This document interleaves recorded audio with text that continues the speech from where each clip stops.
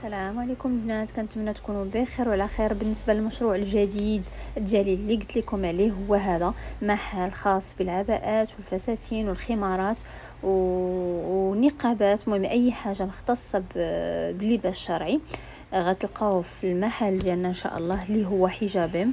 متواجد في اكادير، جيت ساكن بالضبط في التجزئه ديال النهضه.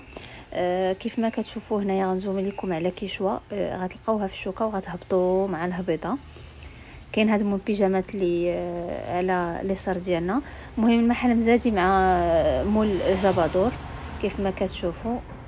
انا غندير لكم هنايا واحد التور صغيره باش تشوفوا، يعني غير تعرفوا شنو كنديروا هكا في المحل وشنو كنبيعوا باش مختصين. بالنسبه للعباءات راه فيهم كاع لي طاي من الاس حتى ل 3 اكس ال.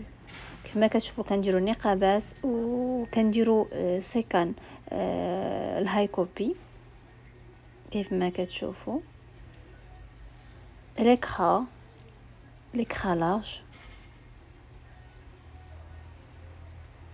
والنقابات.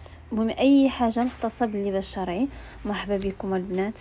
المحل محلكم، كنتمنى تزورونا في المحل ان شاء الله وتشرفونا. اللي ساكنه في اكادير واللي بعيده غادي نشاركوا معها لي زارتيكل اللي بغات، واللي بغات كوموندي شي حاجه تصيفط ليا باغ واتساب ولا تصيفطنا في الانستغرام. بالنسبه لي زانفورماسيون ديال الانستغرام والواتساب اي حاجه غتلقاوها في الوصف.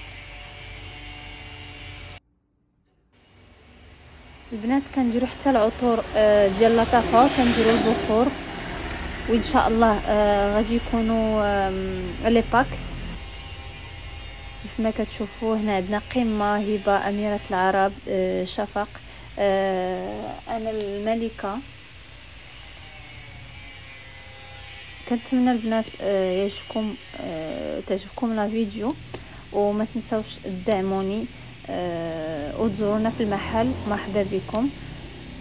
والبنات اللي بغات تستفسر في اي حاجه ولا بغات يعني تسول على شي حاجه مرحبا بها. راه خليت لكم نمرو، خليت لكم الانستغرام. مرحبا بكم.